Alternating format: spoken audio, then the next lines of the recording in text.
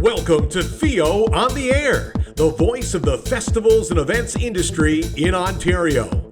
This week, it's Festivals Helping Festivals SOS. Share our stories with your host, Marnie Lapierre. Welcome, everybody, to the first of this season's Sharing Our Stories through Festivals and Events Ontario. My name is Marnie Lapierre. I am Vice President of Festivals for FEO. I also run a number of events up here in Northern Ontario. I'm based out of Timmins. And I'm also the proprietor of Northern Events and Tourism Consulting. Today we have Tracy, who is from Oktoberfest, Kitchener Waterloo. And we're going to be experiencing through Tracy's experience a strategic partnership format of questions that I'm going to have for her. Tracy, I'd like you to introduce yourself as well and give a little bit of your background to our guests today. Sure, happy to be here. Thank you for inviting me, Jay and Marnie. So Tracy Van Kalsbeek, I'm the Executive Director with Kitchener Waterloo Oktoberfest. I've been in my role for about a year and a half. I volunteered for Oktoberfest for a long time, probably close to 20 years. And before my time here at Oktoberfest, I ran the Waterloo Business Improvement Area. Before that, I was at running the Stratford Perth Community Foundation. I was a project manager, program manager at Manulife for a few years. Before that, I was at the K-W Community Foundation, junior achievement. So you'll hear like a lot of time spent with nonprofit organizations. And I also, in my free time, which there isn't a lot these days, I do quite a bit of volunteering. I sit on a number of boards and chair boards and committees as well. So most recently, I'm the chair of Explore Waterloo Region, which is our DMO here. I am on the board and trust of the Royal Helen Fusiliers. I am a grant committee member for OTF, as well as for the Waterloo Region Community Foundation. And there's some other stuff. I'm part of a mentoring circle and some other things. So yeah, probably a little bit too busy these days. Such is the life of somebody involved in festivals and events. It's 24/7, 365. And I didn't even talk about my personal life that I have a partner and I've got 2 daughters and 3 grandkids and yeah. Oh my goodness. Oh my goodness. We are alike. So, Oktoberfest has been around for such a long time. Yep. Amazing health to this event. With such wide reach and deep roots, how would you identify and approach your potential strategic partners that align with the brand and the goals of the organization? The reason we ask this is because it helps to understand how strategy and intention and insight for organizers that are looking to level up partnership game. Yeah, for sure. So we're jumping right in today. Okay, yep. Yeah, so our festival is 57 years old this year. And we kind of know our business these days. And yeah, definitely, and I come from a background of corporate social responsibility too. So that's always super important. And that's a lens to look through when you are talking to partners about getting involved with your entity and knowing what makes them tick. And I think that's where we've had a lot of really great success is working with folks to figure out what is it that they're hoping to be involved in or have a part of with your organization, and then doing a more tailored approach rather than a blanket, here's our sponsorship package and we're try to fit in within these categories. And so by taking that more tailored approach, we've been able to sign on new sponsors and partners for multiple years. And then I also think of communication being a very important piece here too, and I think of the importance that we have in our partnerships with our municipalities, so our cities and townships, and making sure that we're out talking about the festival, keeping it top of mind to folks, thanking people for being involved, because we wouldn't be able to host this festival without our community and its support. So those are 2 kind of main things that I think about when you're thinking strategy and working with partners. That is so instrumental. Absolutely. Keeping top of mind, not showing up once a year to ask for the assistance or the Yeah. engagement, right? Yeah. I've experienced that as well. And it's almost an expectation now.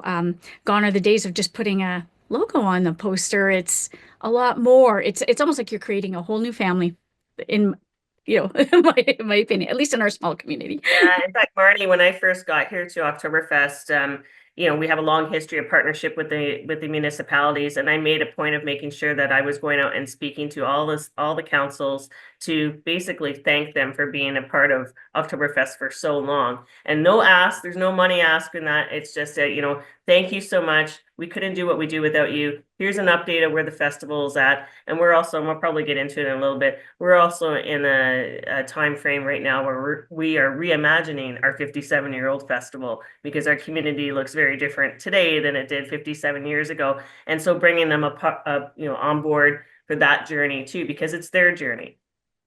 That's very true. I run the Timmins Multicultural Festival. We're at year 53. And where it was 50 years ago, or even 30 years ago, has completely changed. Our demographics have changed. The community expectation has changed, so we've gone through a refresh of what we've offered before. We've kept the basic, but bringing in something new and making sure that the community understands this is their festival, right? And that everybody around has a part of it, whether they're attending it or participating in it. It's all of our festival, and it's the same thing with Oktoberfest. It's probably next to the one that I grew up with in my own community, probably the first one that I heard about, and I actually got to go there many years ago, participating in the parade. It was wonderful. You gotta I'm get even your bag, repping merch Marnie. today. Nice. I am not, unfortunately. I do. It's okay. Watch it coming. Could Watch it have put coming. a hat on. I got one right over there. So does anybody in the group have a question that they'd like to participate in the comments with, or verbally here today? If not, we'll move on to the next question. And it's quiet. So we're going to move on to the next question, Tracy. Could you share an example of a strategic partnership that really elevated the festival, maybe in a way that you didn't expect? This will showcase, the value of creative collaborations. And I'm sure you've got some great examples. It's been around that long. Yeah, I know the one that we were going to talk about was the partnership that we've established with Metrolinx, so the GO train. And so we can talk a little bit about that one, and then maybe we can talk about a couple other ones that I think have been pretty beneficial to the work that we're doing. So just for folks to know, we have been talking with Metrolinx since well before my time here at Oktoberfest. Our business development manager, Lori, had been in conversations with them before COVID to get involved, because we all know that people, they Metrolinx and whatnot love to have people come to Toronto, but then they were also thinking, yes, we need to have other people go from Toronto outside to where else we travel to. And so having a conversation with them around bringing folks in from the GTA and along the GTA to KW corridor into Oktoberfest. And so after many years of conversation, we were very close when I first got here in the summer of 2023 to getting something up off the ground, but we waited another year to be able to host our very first, what we called the Later Goes in Line, which ran Thanksgiving weekend on the Saturday, and came in from the GTA along the corridor to Kitchener Waterloo. Yep, there and There it and is. to help promote it, this is one of the photos that was taken. We did some cool activations at Union Station, as well as the Skywalk on a day that it was and there's some more stuff too, yeah, where we created this really cool activation. It was a keg tapping activation that people could come and pretend that they were tapping a keg, and we had Uncle Hans there, as you can see. There's our ambassador, Ali Steffler, and that was Alan Cayenne, our president, and we did a lot of, oh gosh, I don't like that picture, singing and dancing. We had an accordion player. Yeah, there's Alf right there. And we really helped to promote people coming from GTA to KW Oktoberfest and spending some time with us. So it was kind of, twofold, that we were promoting the Later Goes in Line, but also promoting Kitchener Waterloo Oktoberfest as a whole for people to come and have an experience with us. So that has been a really great partnership. Last year we were able to pilot it, like I mentioned, and have that very first train be able to come in. And so we're continuing to work with the folks at Metrolinx. We've also brought in our DMO, Explore Waterloo Region, to help us and to assist us with some of the marketing around this initiative, so that we are marketing out to that GTA and beyond area to come into our festival and promote tourism numbers and whatnot. So that's been a really interesting partnership, a strategic partnership, as we look to move back outside of Waterloo Region after the pandemic, because obviously during that time frame we were very focused on our own specific community. I think of our partnerships with the region of Waterloo, the city of Kitchener, especially. Like, the city of Kitchener has been phenomenal in partnering with us on what we call the Willkommenplatz, which is a hub during the festival that's in downtown Kitchener. And it's an open air fest hall with a beer garden. We have live entertainment on a big stage that whole weekend. And we have other partners too. Like, there's just a lot going on, a vendor market, a Kidtoberfest, a Dogtoberfest, all sorts of things. But we couldn't do it without our friends at the city of Kitchener. And that's just been, and their team there, I can't talk enough great things about them. They've just been so open and helpful. And, we have a lot of volunteers, and I'll probably talk a little bit about that too, in that we have a very small team of 5 people, but we have 350 volunteers that help us to pull off the festival every year. And so we have a real great leadership committee around that Willkommenplatz. So them, alongside with the city of Kitchener and a lot of our other partners, we were able to really host a really fun party. And I would say, like, last year is probably our best yet. And we've been hosting the Willkommenplatz in downtown, I think, for 19 years or something like that. But, over time, the footprint has changed a little bit and it's evolved. But what we really wanted to do was give, like I said, that kind of hub of activity where people can come and start there. Because one thing about our Oktoberfest that's a little bit different than from Munich and whatnot is that our Oktoberfest is kind of spread out around the region. Where you go to Munich, you're going to one field with all the tents. It's like the Calgary Stampede that way. With us, we have fest halls that are around our whole community. So having a place as a hub to be able to have people come in and learn and then be able to go and expand from there has been super helpful. So there's a couple examples of some strategic questions. Yeah, and there we are up on the stage, and you can see all the folks. So always on the Friday of Thanksgiving weekend, we host what we call our official keg tapping. And so that is a picture of that. And it's a lot of fun. The community just come out in droves, thousands and thousands of people, to be able to attend that official keg tapping and to ring in the new festival year. Oh, that's fantastic. Look at that turnout. That's wonderful. And it's at a time of year where, you can't always guarantee that the weather is going to cooperate.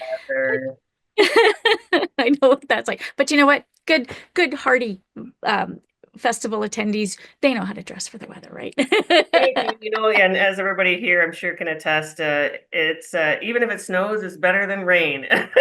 So we've put in some really big tents to help keep some of the weather away from our attendees and that kind of thing. But weather does make a huge difference for sure. And especially, and we'll probably get to this too, especially when you're hosting free events too, because then people are not generally, they'll think about it ahead of time, but if they haven't bought the tickets, then they're making that decision closer to the day of. So, and it depends on weather, right? Nice to know our community isn't any different. Those last minute ticket buyers, make or break. It's wonderful.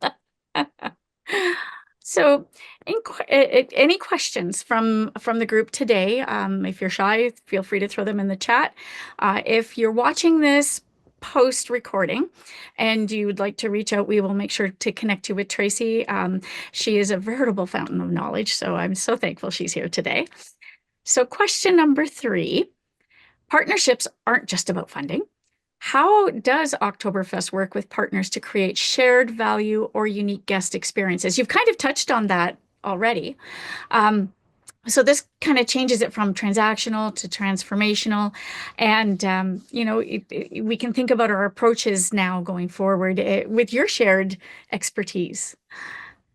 Yeah, so I think, yeah, partnerships come in all different shapes and sizes. It can be sponsorship, so something that, you've pulled together that's based on like what I was talking about earlier. You're looking to see what's important to that organization and then tailoring something with your festival that ties into whether it's employee engagement or they want to see their logo on things, because there are still people that still want that, right? They want their name attached to something.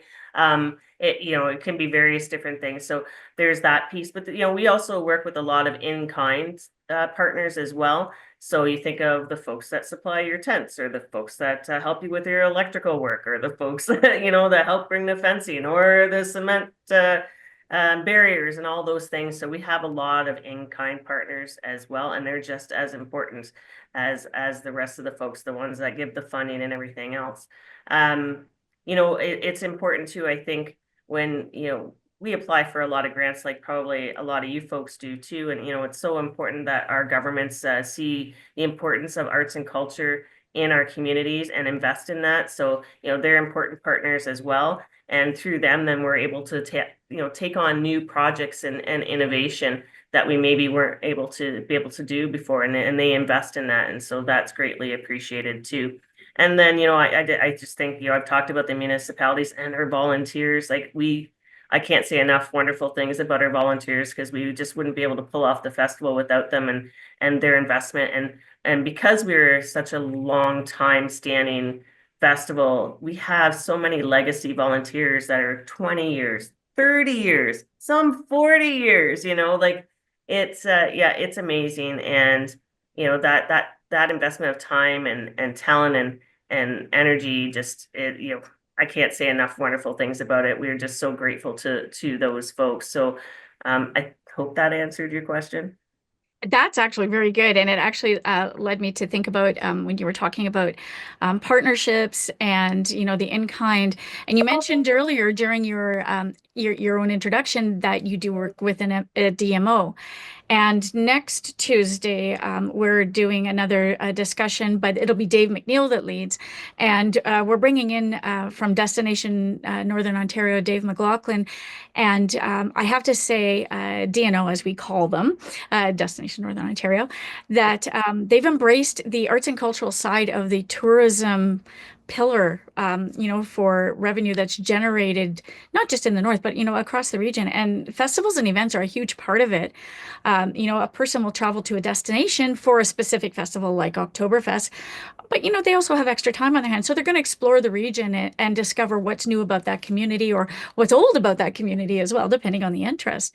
So those kind of partnerships, I think, are just absolutely invaluable. Even if it's not a financial transaction, but an in kind of sharing the message of the event is let's talk about it. It's free advertising. Yeah, for sure. I have a meeting set up with Destination Ontario. We've been chatting with them, but yeah, for that very same thing, to help get the message out there. And our DMO, Explore Waterloo Region, is great about helping us to do that and helping us to build collateral when it comes to pictures and videos, because we know that we all need that kind of stuff, right, for our social media and our marketing as well. So all of those things all add up, and we need it all. Yeah, exactly, exactly. Especially in today's economy, every Yeah. little extra helps, right? Yeah. Does anybody have any questions or comments on this most recent question before we move on to question number 4?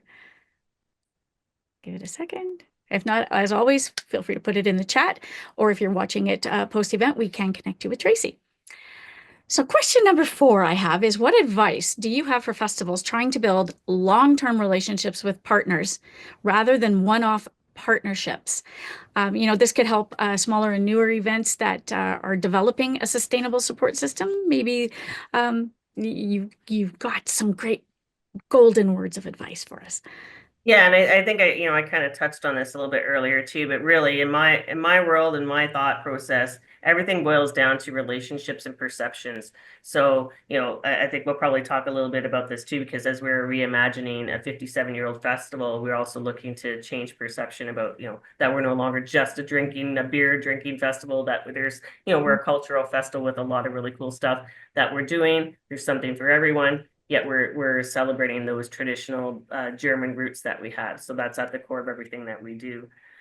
Relationships, super, super, super important. And, it's having people that have been around your festival for a long time that know people within the community and can do that connecting is so important. And then also having, great people on your boards and operating councils or whatever else that you have, your committees that can help open doors, whether it be locally, but also, across the province, across the country to bigger companies, I think it is also something to really, be open to as well.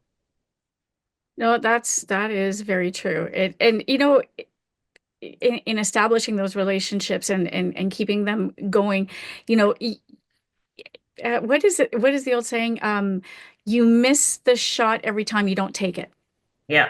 If you don't have those conversations, and it can be surprising what partnership can come out of a simple conversation, even if you're in a coffee shop and you happen to recognize somebody that's, in the community that is a mover and shaker kind of thing. There's always somebody that knows somebody, and Yeah. it's great to have those You know, conversations. Marnie, too, I always say if you build something great, the money and the people will follow. And that's kind of been my MO in all the different roles and leadership roles that I've taken in my career. And it's always been the case. So, I feel like we're building really great things here with Oktoberfest. And we had such a great platform to build on. So, I thank all of our predecessors, Dave being one of them, because I Yes. this role and Dave was in it 2 people before me. So we thank all those people that had the foresight to bring this festival and make it happen. I think we're going to talk a little bit about the past in a couple minutes or whatever, but the legacy of Oktoberfest and what that means to me too. So I do want to talk about that if we get a chance. I will say that Oktoberfest makes an impact. When I went to my first one, I think I was about 13 or 14 in that parade. And we were lined up beside the golden helmets. And to this day, I remember almost everything about my experience there. Yes, it was raining, but you know what? You don't It's notice usually raining. it. It's You always don't cold and rainy. notice it. And Yeah. it's one of the reasons I think that I love being in this industry. The energy was great. Every interaction we had was great.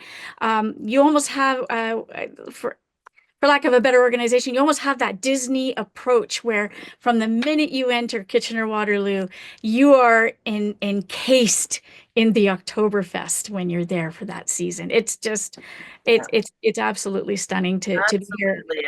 I feel and you hear from so many people that think of, oh, Kitchener Waterloo, that's where Oktoberfest is. So, we have that kind of mark on the brand of Waterloo region. And, you were making me think, Marnie, too, around a newer initiative that we've pulled together called Oktoberfest Cares. So this is an initiative that we used it's kind of a platform. It's a platform for us to be able to bring in dollars so that we can then flip that around to continue to make events and activations like the Willkommen Platz, as an example, free for people to attend. Because we know, we're trying to break down barriers and have something for everyone, and cost is a factor. So looking through that lens of cost. And it's also a platform that we put out for other nonprofit organizations. And I'll use the food bank as an example, where we've run the Uncle Hans food drive as part of that parade, as well as some other initiatives that we do, for I think almost as long as the parade, or sorry, as long as the festival has run. And so because we do that, like the millions and millions of meals that we've been able to provide our community with the food bank for that. And we partner with the Grand River Hospital Foundation, and they also are able to do fundraising. There's so many other organizations that use Oktoberfest as a platform to bring more awareness to what they do, and that's our Oktoberfest Cares initiative. I absolutely love that. I have noticed festivals across the board are starting to embrace working with a not-for-profit organization to help support them. And, sometimes there's a bit of a give back, like, volunteers from that organization will help out during the event. Yeah. And, having that positive side of the event, because we know it's a duck on the water, right? Everything looks beautiful on top, but we know the work that goes underneath. And Right. having something like that to bolster the reputation of the event is absolutely wonderful. I think that's great. And like I said, I've seen it quite often at many, many events in Ontario. So that's very, very wonderful. And I just wanted to mention that Jay has placed in the chat Tracy's contact information if you want to reach out to her. I'm just going to pop up and see if I have something else. I know I did put in housekeeping rules. There we go. Yes. So there's more information there in the chat if you wish to connect with Tracy. And for those of you watching this post recording, please reach out to us and we'll get you in touch.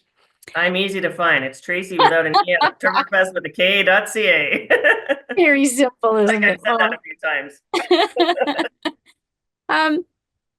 So, you mentioned a few innovative ideas like the Oktoberfest Cares and the Willkommon Hub. You've got such a strong brand. It's one of those festivals, doesn't matter where you are in Ontario or even Canada. Where's Oktoberfest? Everybody knows. How are you keeping your traditions alive and still being innovative and staying relevant for new generations? Because that can be the edge of the knife, and people are looking for changes, but they don't want too much change because what is familiar is comfortable, and past experiences always being positive. You want that to continue. And I know that can be a common challenge for any event organizer. How have you leveraged that? I'm very curious. You kind of touched in a few areas, but is there something that really stands out for you? Well, I would say that, I mentioned that I had been a volunteer with the festival for a long time, and I ran a few events, one called a Blooming Affair as an example, and then I sat on the community advisory committee for the festival. I would say over the last 10 years, Oktoberfest has put a lot of effort and thought into reimagining itself and coming up with a new strategic plan. And I'll tell you that I'm sitting here today because that new strategic plan is in place. We've had to make changes to our revenue model, as an example. And we like I mentioned earlier, our community looks very different today than it did 57 years ago. So how do we stay relevant?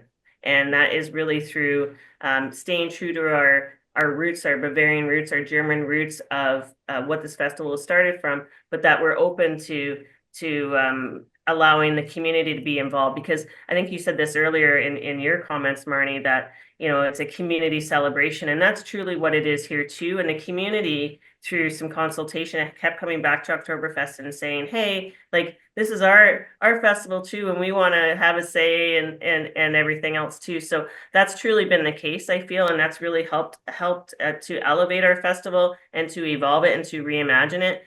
We have things like I mentioned earlier, with our Wilkman Platz, we have a Kidtoberfest, we have a Dogtoberfest, we have a Pridetoberfest. Like there are other folks that are getting involved and really happy to be part of Oktoberfest. Last year we partnered with the St. Jacobs Market and they had Market Fest. This year we have folks coming in, they're doing a Farmtoberfest. And yeah, and I will say too, like you talked about innovation and through looking through that tourism lens, that we are this year adding in a road hockey tournament, which we're calling Sticks and Steins.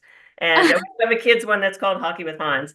And, that's a new piece to be able to bring, yes, our community again together, but also be bringing people in from outside. And so, making sure that we have something for everyone is important, and that's, I talked about the cost piece, but that's looking through that lens at other pieces of the festival too. Like you think of food. Well, not everybody in our community loves pork products or can eat them. So making sure that we have other items that are available for folks, whether they're gluten-free or they don't eat pork or whatever it is.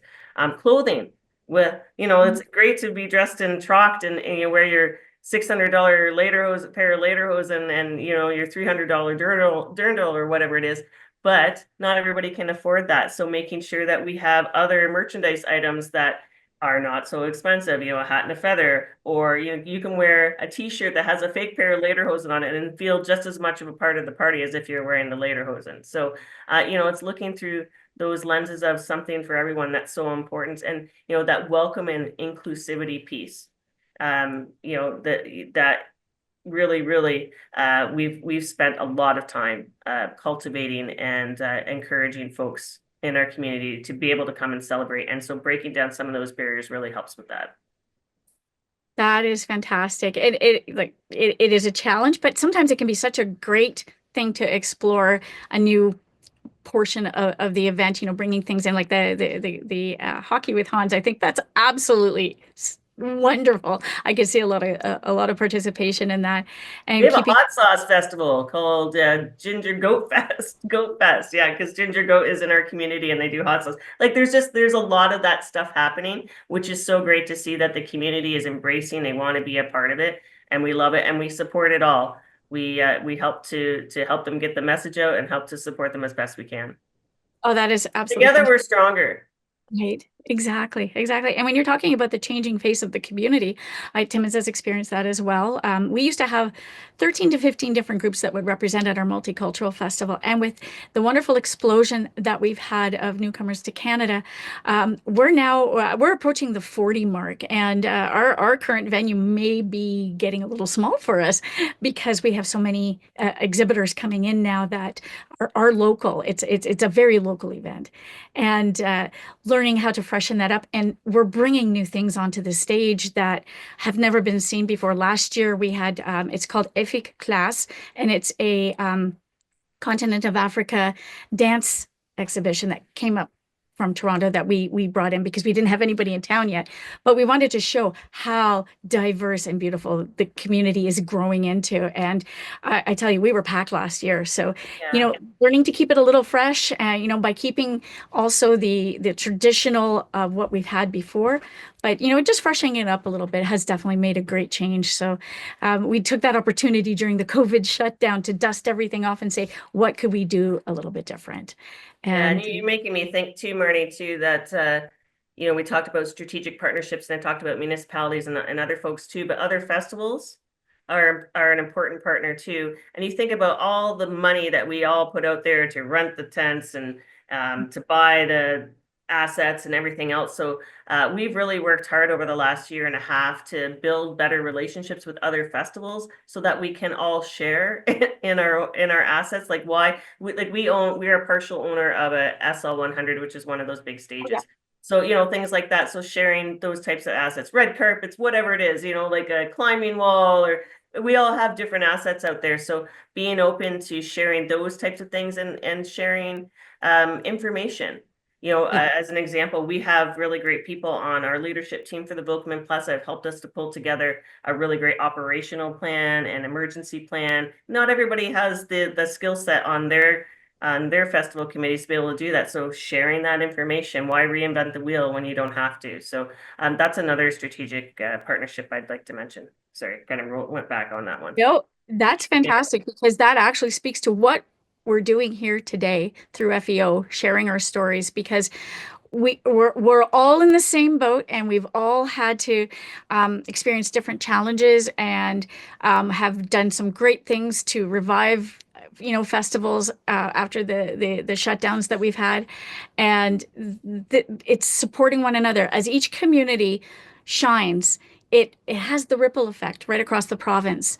People that like to travel in the summertime and even in the shoulder season for tourism into the fall, if they've got that time that they could, especially in Southern Ontario, you could probably attend 3 different festivals in one weekend if you wanted to. And by bolstering our festivals through sharing of information like this is so important. It no longer is gatekeeping a thing for us because we all want each other to succeed. We share resources. We sometimes even share volunteers, that That's have very their, true. I know in my community, it's probably the same 25 at everything plus extra. And I know that they've gone out of town to support other events. So, we are one big well, I think we're one big happy family now. We're working towards that at least. But thank you so much for sharing this. And I've got one fun question for you. And Okay. the last one for today. So Okay. let's settle it once and for all. What is your must do, must eat, or must see at the Kitchener Waterloo Oktoberfest? And what's the one thing that a first-time guest cannot miss? Well, I'm going to start by saying the Vilkman Platz, which I get that that's our little special thing that we do in downtown, but I really do think it's a great place to come and get your feet wet with Oktoberfest. You get to experience, all the Bavarian culture, the food, the music. We have great headliners in the evenings, but during the day, it's all, a lot of it's Bavarian music, traditional dancers, all of those types of things. We have an amazing vendor village. We've got, like I said, Dogtoberfest, Kidtoberfest. This year we're doing the hockey thing.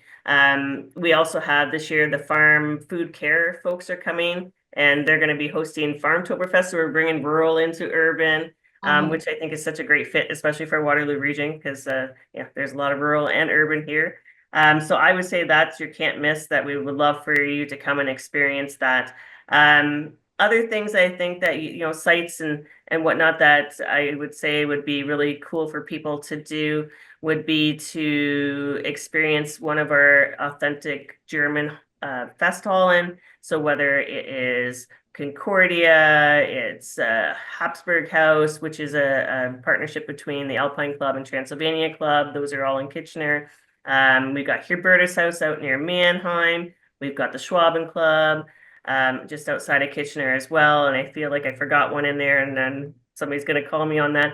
And then also our friends at Bingaman's host a really cool concert series, and kind of, geared toward a younger demographic. There's something for everyone. So I would say, get out to one of those other experiences as well.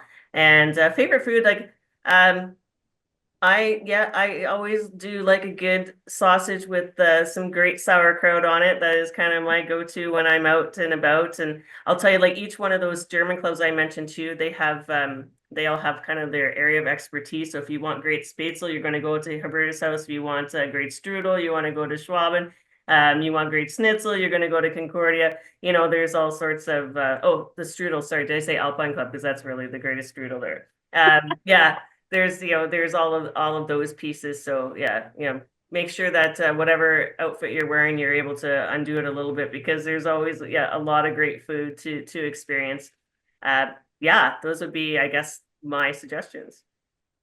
Wow. I am really interested in coming back to relive my experience there and to try out all this food. And of course, it's getting closer to the lunch hour, so now I'm hungry. Thanks for that. And that's, I think I know what I'm going to have now. Thank you so much, Tracy, for your time today. Your contribution has been absolutely stellar. You've answered a lot of questions. I know I've got a lot of notes that I am going to follow up on, because I think that this the strategic partnerships that you have established is a great start for any organization to look at and review what their current strategic partnership plan is. And I encourage everyone to do so. Reach out to Tracy with your questions. In the chat, her contact information is there. Again, if you're watching this post-recording, reach out to FEO. We'll get a hold of you. Or, as Tracy said, Oktoberfest.ca. Make sure October is with a K. Hey, that's correct. And don't forget to join us next week, everybody. We've got some great presenters coming up. We've got Dave McLaughlin from Destination Northern Ontario, and Troy from Attractions Ontario, and I'll also be there as well. And we'll be sharing some information with Dave McNeil from Festivals and Events Ontario. That's great. And if I can do one last plug, Marnie. Yes, please. We hope to welcome you for this year's festival. It's our 57th. And it runs the end of September into October. I believe it's September 28th to October I should know the answers on this, 18th or something like that. Traditionally we used to be like a 10-day festival. It's kind of morphed into more of a 4-weekend kind of festival, but all the information about every venue and everything is on Oktoberfest.ca, like you mentioned, Marnie. But we would love to have you join us. And if you do come, please let me know. We'll get you some passes and all of that kind of stuff. Oh, fabulous. Thank you, everybody, for your time today. If there's no more questions, we'll let you go free and get some lunch into you. And we look forward to seeing you at the next presentation. And again, thank you, Tracy. Thanks for listening to FEO on the Air, the voice of festivals and events in Ontario.